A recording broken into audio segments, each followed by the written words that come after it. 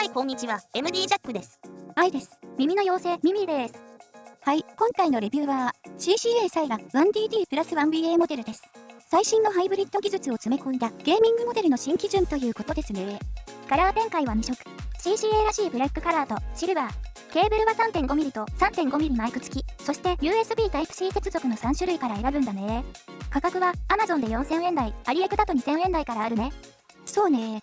今回送ってもらったのはマイク付き。早速通話テストしてみたんですよね。どうでした？問題なく使えたよ。ノイズも感じず、しっかり通話できた。強いて言えば、マイクの感度がちょっと低いのか、写真のような距離でも、通話先ではちょっと音が小さいと感じたようだ。フロントシェルの亜鉛合金は高圧液体金属射出成形で作られていて、肉厚の交差が 0.05mm 以下という驚異的な精度なんだって。 0.05mm ですか。それだけ精密だと内部の音響空間も設計通りに再現されているということですね。なるほど。フェイスプレートは亜鉛合金だけど、レアシェルには医療グレードの樹脂を採用して片側 5.7g に抑えられてる。4から 6g ぐらいが多いですから、長時間のゲームセッションでも問題はないでしょうね。3000件以上の耳の輪郭データに基づいたバイオニックデザインというのも気になります。15度傾斜したノズルとかかなり分かってる設計だね。10mm の金属複合ダイナミックドライバーとカスタムされた 30118BA ドライバーのハイブリッド構成。特に DD の振動板は光合成の金属基板にポリマー原水素を剥ぎ合わした特殊な構造なんだ。金属とポリマーのコンボってどんなメリットがあるの？金属の合成で 0.15mm 秒という超高速なレスポンスを実現しつつ、ポリマーが不要な共振を吸収する。その結果、低音が他の音を飲み込むような力強くも解像度の高い響きになるんだそうだ。要するに音がハキハキしてるってことでいいんでしょ？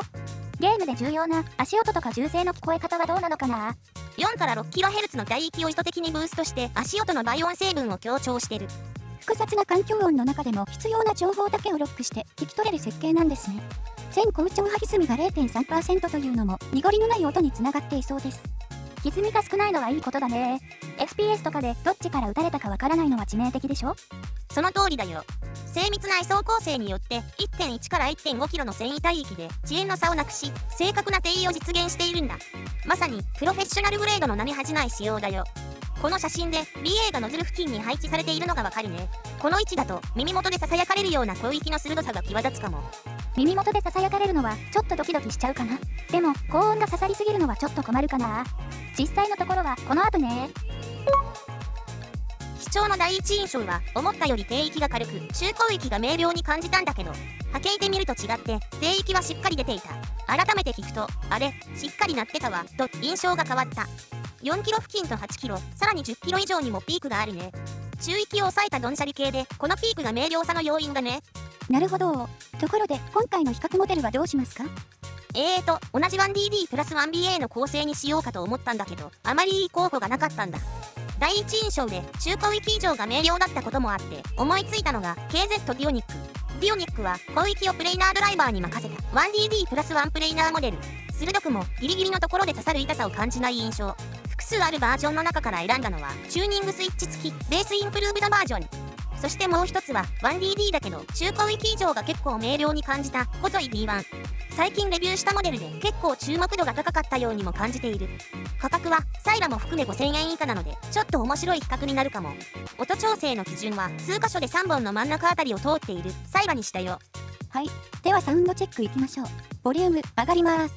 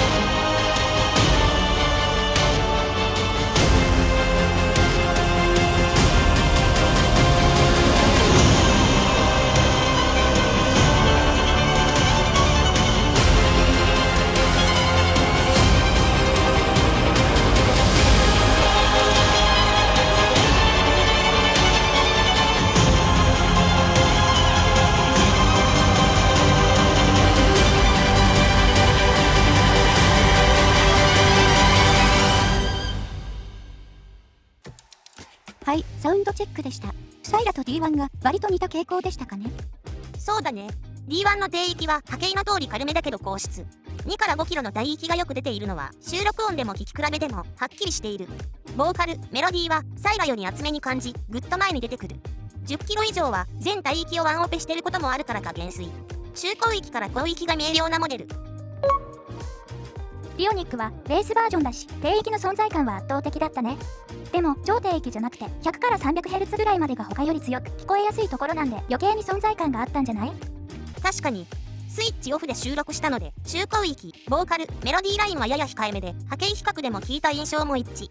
10キロ以上のピークはやっぱりプレイナードライバー積んでるから伸びてると解釈していいんだろう。でもスイッチ0011で中高域以上を伸ばしてみると D1 やサイラに負けない明瞭さを確保できる。